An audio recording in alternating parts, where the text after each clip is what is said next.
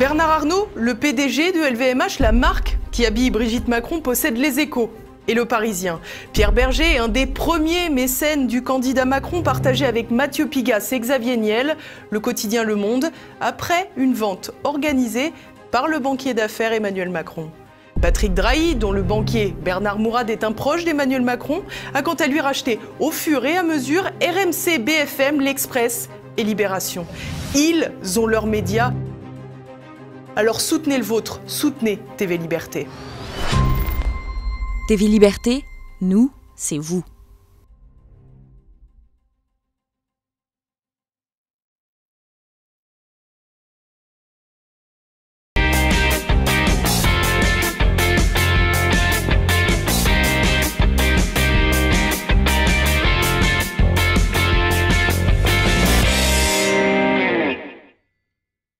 Bonjour à tous et content de se retrouver pour ce nouveau numéro de cette année-là.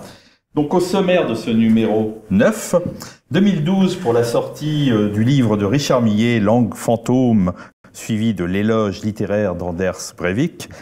On ira en 1974 revoir le film Les Gaspards, un film de Pierre Tchernia, et nous finirons par l'année 77 avec l'organisation du premier camp Hobbit en Italie. Alors, pour m'accompagner dans ce superbe sommaire, Fabien Nesgoda, que je ne présente plus. Bonjour Fabien. Bonjour. Pascal Séric, notre chef de clan presque. Olivier François, rédacteur à Éléments et présentateur vedette de l'émission Le Plus d'Éléments. Bonjour, cher Patrick. Vous allez bien, Olivier ? Ça va ? Ça peut aller. Bon, parfait. Et bien sûr, le retour de notre rédacteur, Christophe, Alexandre, Maxime. André, bon sang de bois. André. Merci, cher ami. Non, soyez vigilants. Avec Olivier, on a un problème avec votre nom. C'est comme ça. Vous êtes bien le seul. Oui. Ouais. Bah oui, mais on n'est pas les seuls. On n'est pas les seuls, ouais. Allez, hop, c'est parti, on part en 2012. 2012, c'est l'année de la chauve-souris.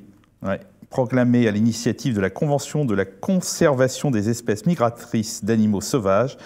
C'est l'année de la chauve-souris. Nous avons perdu cette année-là en 2012. C'est intéressant la chauve-souris, je suis sûr que vous n'étiez pas au courant.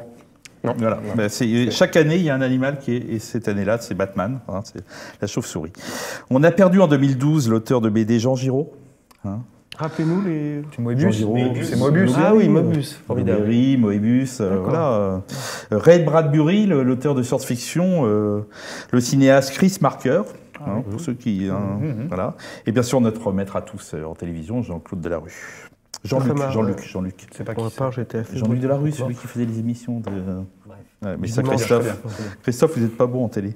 Donc, Olivier, en 2012, c'est l'écrivain Richard Millet qui va lancer une petite bombe littéraire, un petit essai chez l'éditeur Pierre-Guillaume Deroux, que nous connaissons bien.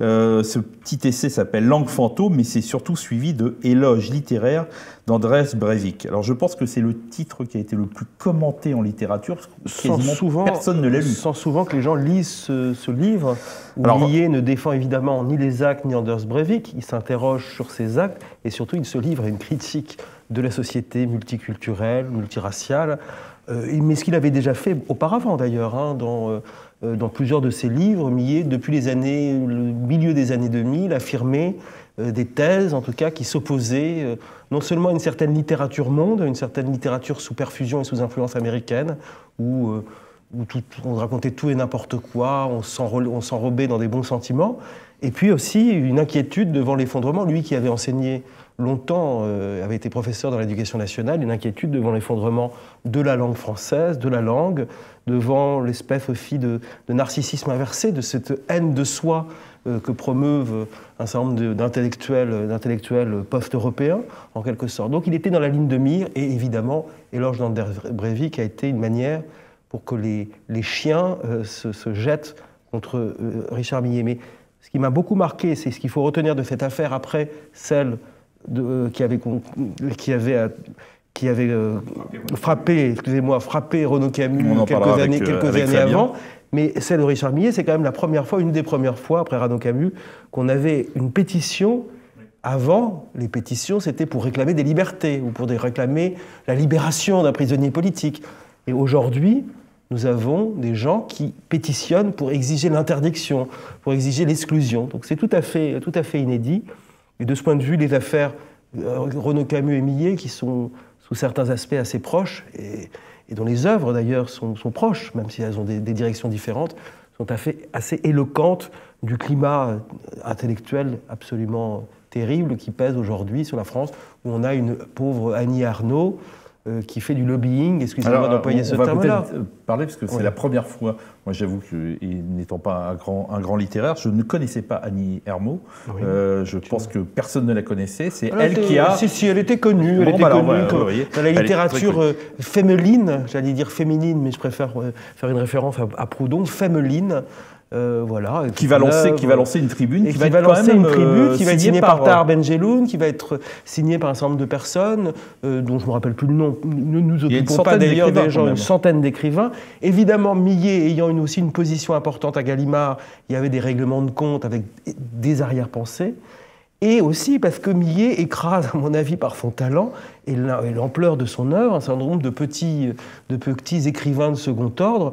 Je pense qu'il y a une part de jalousie, évidemment, dans cette Ali contre Richard Millet, c'est une évidence. Voilà. Fabien, vous avez, ça fait suite un peu à l'affaire Renaud Camus. Il y a des différences, mais on est à peu près dans la même position, c'est-à-dire que c'est de vouloir censurer un écrivain. Oui, effectivement, il y a cette dimension que Benoît Dutertre, notamment quelques années après, avait relevée sur cette idée qu'il considérait même comme pire que ce qui se pouvait produire en Union soviétique, où là on avait non pas une solidarité de corps des écrivains autour d'un leader, mais la volonté d'exclure la brebis galeuse. Et le parallèle qui me venait à l'esprit avec Renaud Camus vient en fait de la découverte simultanée que j'ai eue de ces deux écrivains. C'était en l'an 2000, en fait, donc quelques semaines avant l'affaire Camus, quand Alain Finkielkraut avait invité Renaud Camus pour son répertoire des délicatesses du français contemporain, et Richard Millet, qui avait écrit une quinzaine d'années plus tôt Le sentiment de la langue. Et donc voilà, ça a été l'occasion pour moi de découvrir les deux. Moi, j'ai beaucoup plus exploré l'œuvre de Renaud Camus ensuite, mais je crois que c'est quand même indispensable de bien peser en fait la dimension littéraire justement de Richard Millet. Et il y a par exemple une phrase dans Le sentiment de la langue, donc là on est bien sûr largement en amont de cet éloge littéraire d'Anders Breivik. Richard Millet, mais on pourrait dire la même chose sur Renaud Camus, dit ceci: « Je ne possède pas ma langue. Elle ne me dit pas qui je suis, sinon l'infime proie de la maladie de nommer. » Et en fait, ce qu'on reproche à Richard Millet, ce qu'on a pu reprocher aussi à Renaud Camus, c'est d'utiliser la langue pour essayer de décrire le monde. Et dès qu'en fait, ils approchent un peu trop de la réalité, là, on sent effectivement ce blocage idéologique et non pas littéraire. Des héritiers, ce qui est très mal vu, parce que maintenant, il faut être des vin-héritiers, en quelque sorte. Christophe, juste une chose, bah oui, il faut repréciser que l'éloge littéraire d'Anders Breivik, c'est une dénonciation directe ou indirecte du multiculturalisme. Et ce que souligne Richard Millet, c'est que en fait, ce sont les cibles que prend Anders Breivik, c'est-à-dire que ces jeunes Suédois un peu mondialisés, voilà, en fait, en toile de fond, c'est que ces gens-là ne sont pas non plus des innocents. Je voudrais juste rappeler aussi que le contexte médiatique de l'époque, qui est pas il y a quelques années, en fait, c'est très récent. Ouais. Je crois que l'Express ou un autre journal a dit que c'était un livre parfaitement infect. Infect, donc comme une mauvaise potion, c'est très bizarre quand même. Et une chose importante, c'est un peu un hasard, mais avec notre camarade Olivier, nous venons de réaliser et de sortir un très grand entretien avec le même Richard Millet sur le cinéma. Donc ça fait partie de notre série d'entretiens sur le cinéma qui s'appelle Cinéphile, qu'on peut trouver sur YouTube.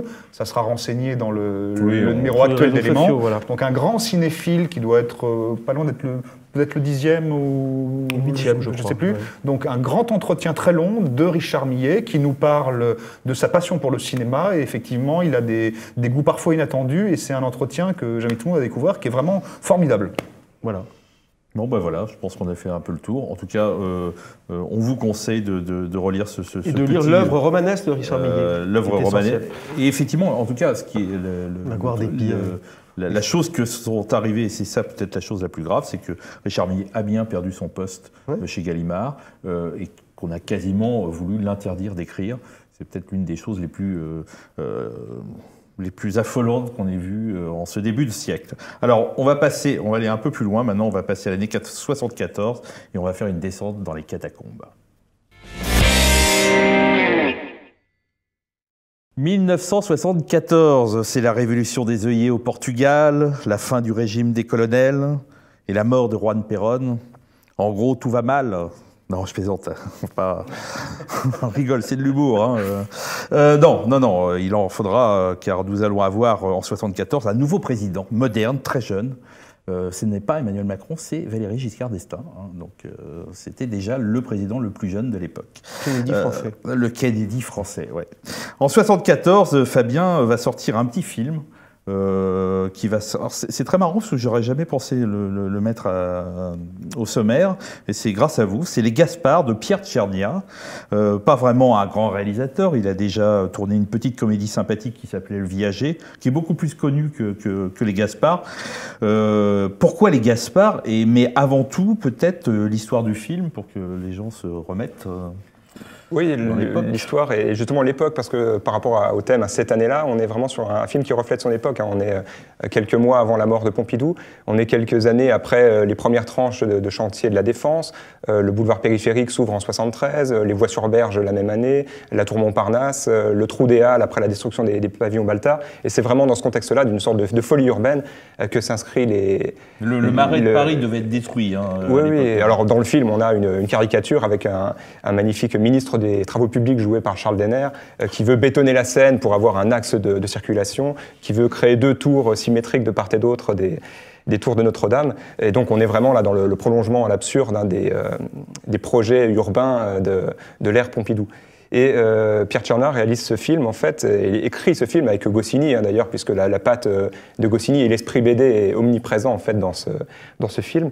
Autour d'une intrigue avec des tas de personnages attachants, le personnage principal étant joué par Michel Serrault. C'est un petit libraire à côté du Panthéon de Saint-Étienne-du-Mont qui a écrit un livre sur le Paris qui s'en va, qui est un peu dans la nostalgie justement du vieux Paris qui semble dénaturé par ces chantiers omniprésents, assourdissants, et qui va se retrouver dans le cadre d'une intrigue policière en lien avec un Michel Galabru. En fait, sa fille disparaît. Sa fille jouée par Chantal Goya. Chantal Goya, quand même. Hein. Avant sa carrière, que l'on sait, d'animatrice de spectacles pour enfants.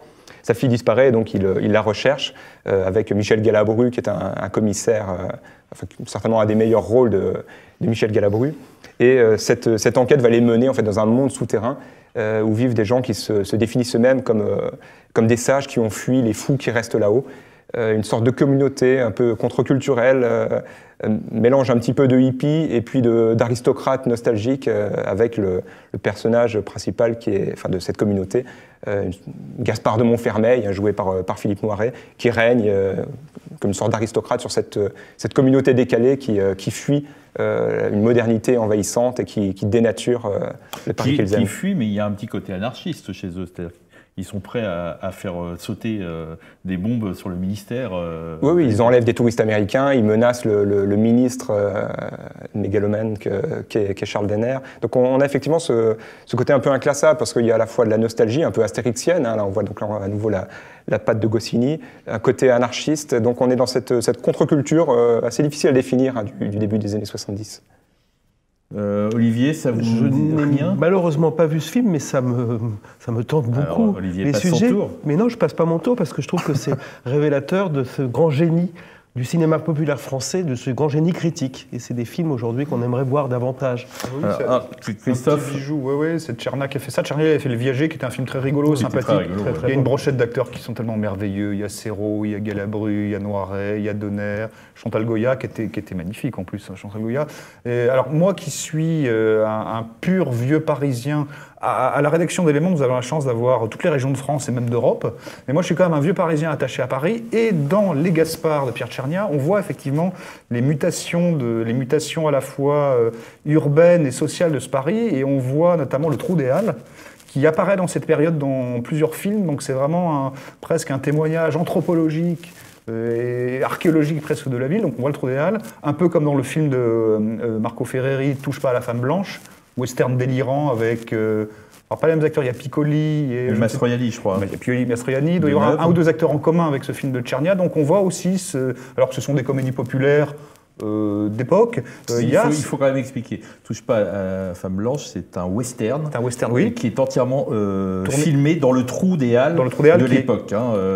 Qui est à vif, si je puis dire, où ils ont réussi à tourner dedans, avant donc, les nouvelles constructions et après la destruction des des pavillons Baltard, donc ça doit être un film à peu près contemporain. Voilà. Donc oui, c'est un petit bijou, les Gaspard, et on voit, c'est un témoignage aussi qui est très émouvant vraiment sans rire. Alors, sans rire, c'est difficile. C'est un film hilarant. Ce qui est drôle dans ce film, c'est qu'on voit effectivement le Paris souterrain. On a beaucoup fantasmé dans ce film-là parce qu'en fait, la moitié des salles qui sont présentées en fait, n'ont pas été tournées dans les carrières parisiennes, mais c'est quand même, ça a fait développer à ce moment-là toute un imaginaire cataphile. Un imaginaire cataphile à ce moment-là. Et les années 80-90 vont faire que tout le monde, beaucoup de groupes cataphiles vont s'appeler les Gaspard pour montrer leur territoire au sein de Paris. Oui, effectivement. D'ailleurs, dans l'édition DVD, dans le coffret Pierre Tchernia, où on retrouve 3 films, dont celui-ci, il y a tout un documentaire, en fait, justement, sur la réalité des catacombes avec un spécialiste. Donc le DVD vaut le coup aussi pour ce documentaire qui apporte un regard intéressant. Alors, j'ai appris que ce film, qui est devenu un petit film culte, je ne le pensais pas, a reçu un prix en 1977, qui est le Saturn Award. C'est le meilleur film fantastique. Et ce sont les Américains qui ont donné ce titre. Le Saturn Award sont des récompenses de cinéma et de télévision américaines décernées par l'Académie des films de science-fiction. Et en 1977, il a reçu ce prix. Chose importante, c'est le rôle de Goscinny. Oui, effectivement, on peut. Donc, l'idée est de Pierre Tchernia, mais il a coécrit avec Goscinny, qui l'avait d'ailleurs déjà accompagné dans l'écriture du Viager. Et vraiment, si on aime Astérix, on a une BD filmée. Hein. En 71, Goscinny avait déjà écrit le scénario du Domaine des Dieux, et on a vraiment des thèmes qui sont proches. Hein, le Domaine des Dieux, où les Romains veulent créer une ville moderne aux portes du village gaulois, justement pour détruire l'esprit de résistance du village. C'est le même esprit en fait dans les Gaspard. C'est vraiment le domaine des dieux dans le Paris pompidolien. Alors, chose très drôle, c'est que les Gaspard, quand ils s'installent dans les catacombes, vont rencontrer un soldat allemand qui s'est perdu depuis la Seconde Guerre mondiale et qui va les aider dans leur quête, parce qu'ils sont obligés de prendre des touristes pour faire de l'électricité. Il y a des vélos. Est-ce qu'il n'y a pas Richard Nixon ou quelque chose comme ça? Non, il y a un touriste allemand qui s'appelle Avrel Nixon, mais Avrel Nixon, on craint qu'il y ait un lien de famille et donc ça devient une affaire diplomatique. Puis il y a ce Helmut von Sturm und Drang, soldat allemand à qui on n'a pas dit que la guerre était finie pour ne pas le tenter à ressortir. Voilà, donc un bon moment pour chacun à voir ce petit film Les Gaspard de Pierre Tchernia, et donc on trouve le DVD sans problème. Oui. Voilà, bon, une fois, c'est pas un film qu'on trouve sous le manteau. Et nous, on va passer à l'année, il nous reste un peu de temps, pour l'année 1977, pour aller dans le camp des Hobbits. 1977, c'est marrant, ça rejoint notre film, parce que 1977, c'est la mort de René Goscinny, mais c'est en Italie que nous, on va organiser le camp des Hobbits. Alors, c'est pas un parc à thème, le camp des Hobbits, autour de l'œuvre de Tolkien. Pascal, éclairez-nous de votre savoir. C'est quoi le camp des Hobbits en 1977 en Italie? Alors, c'est pas le camp des Hobbits, c'est Campo Hobbit. C'est pas nous qui l'organisons. Moi, je parle pas l'italien, donc voilà. Et c'est organisé en réalité par le Front de la Jeunesse, qui est le parti, qui est une branche de jeunesse du MSI, le mouvement social italien, qui est donc le parti fasciste. C'est l'équivalent du Front National de l'époque. Non, parce qu'il est quand même, pour le coup, le MSI est plus structuré politiquement. Il y a une doctrine claire. Et donc ces jeunes Italiens vont créer ce camp. Et j'ai la première affiche. Voilà, c'est celle-ci. En 77. Dans la campagne à Montesarchio, ce camp va réunir, le premier va réunir à peu près 1000-2000 jeunes dans une ambiance à la fois très festive, sous effectivement les auspices de Tolkien. Et c'est là où on va voir la différence entre de réception en Europe de l'œuvre de Tolkien. C'est-à-dire que le mouvement, les jeunes Italiens de la destra vont lire, récupérer tout l'univers de Tolkien. Ils vont se l'approprier. Et ces camps vont devenir, il y en aura 4, 5 peut-être, non 5, et ces camps vont devenir un petit peu le laboratoire d'une contre-culture à l'italienne. Il est très intéressant de noter que tous les groupes, enfin une très large majorité des groupes de musique italiens de rock, par exemple, proviennent de ces camps hobbits. Nous parlions de Jacques Marchal. Jacques Marchal, quand il va lui aussi fréquenter... Pour Jacques Marchal, qui est un militant d'ordre nouveau, et qui aura inventé le petit rat noir, voilà. Cher à beaucoup de militants de ce qui est intéressant dans ces camps hobbits, c'est que cette contre-culture va à la fois associer la musique, le graphisme, la peinture, va associer tous les arts. C'est ce qui est... et c'est à peu près unique, me semble-t-il, en Europe. C'est-à-dire que il y a en France, il y a eu dans les années 60, dans les années 70, il y a eu l'émergence de la nouvelle droite, mais c'était une émergence intellectuelle. Les camps hobbits vont prendre cet héritage. Il y aura beaucoup de liens entre la nouvelle droite et la nouvelle droite et le camp hobbit par l'intermédiaire de Marco Tarchi, qui est un des créateurs des camps hobbits. Mais la grande différence, c'est que d'un côté, il y a un mouvement intellectuel qui va s'adresser en France, qui va s'adresser aux intellectuels, au journalisme, etc. De l'autre, il y a un mouvement culturel. Et ça va être le camp hobbit. Alors, ce qui est intéressant, on n'a pas pris le sujet par hasard, c'est parce que nous revenons, la rédaction d'Éléments revient d'un voyage en Italie, c'est que tous ces jeunes vont, pour certains, faire des très belles carrières en Italie, et on s'aperçoit qu'il y a beaucoup de postes clés aujourd'hui en Italie, où il y a 10 ou 20 ans, beaucoup de ces gens qui ont maintenant 60, 70 ans, etc., sont passés par ces camps hobbits. Ouais. C'est-à-dire que ça a été une vraie école, une vraie école de... C'était pas une école, hein. C'était parce que l'école, ça pourrait faire penser à quelque chose d'un peu cadré. Là, c'était le bazar le plus total. C'était très dans l'esprit. On est chez les hobbits, hein. Donc ça pétille, ça part dans tous les sens. Ce qui est intéressant, c'est que ça a été un creuset, et en 2017, il y a eu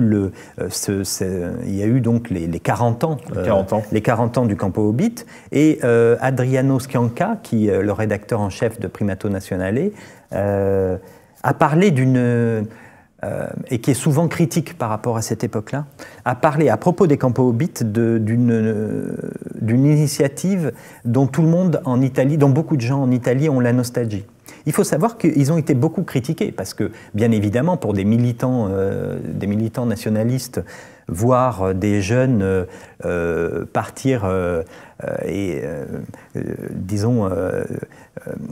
partir dans un monde imaginaire et non pas faire de la politique politicienne, c'était pour eux déchoir. Donc à l'époque, les campo hobbits ont été beaucoup critiqués, notamment par des gens qu'on retrouvera par la suite, Gianfranco Fini, qui était lui un militant et qui trouvait que ces jeunes-là perdaient leur temps à faire de la musique, Et pourtant, quand on voit 40 ans plus tard le parcours de Gianfranco Fini qui finira dans les poubelles de l'histoire, et toute l'émergence culturelle du campo hobbit, tout ce que ça a donné, notamment les groupes de musique, mais les écrivains, toute la nueva destra italienne, il y a quelque chose de très intéressant.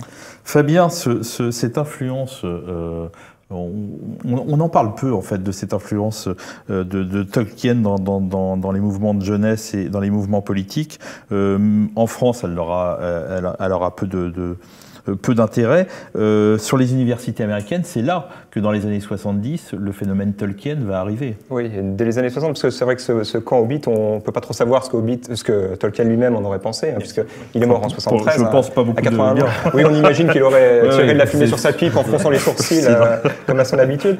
Par contre, on sait ce qu'il a pensé d'une récupération ou d'une appropriation précédente. C'était dans les années 60, hein, dans les campus universitaires américains, du côté de Berkeley, hein, donc dans le mouvement hippie, où on avait des badges Gandalf for President, où la contre-culture s'appropriait un peu ce retour anarchique à la nature ou autre que pouvait incarner le Hobbit. Et là, pour le coup, Tolkien était extrêmement dubitatif ou décontenancé, puisqu'il y avait quand même un décalage très fort entre cet esprit contre-culturel, libertaire des campus américains des années 60 et la personnalité de Tolkien, qui était un réactionnaire fini, un traditionnaliste, attaché à un catholicisme tridentin et même d'esprit médiéval par certains côtés. Et le fait qu'il soit lu et qu'il soit interprété de la sorte par des mouvements politiques ancrés dans les années 60 et dans la contre-culture, était en décalage très fort avec l'esprit même de Tolkien et de son œuvre.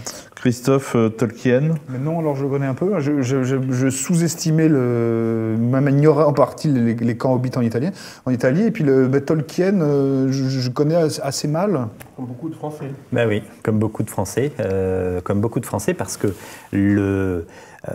la réception de Tolkien en France, elle s'est faite par l'intermédiaire de Christian Bourgois, qui a publié les premiers dans livres. Les années 70. Dans les années 70. Et ça a été un échec monumental. La France est assez rétive à la fantaisie, à ce genre littéraire-là.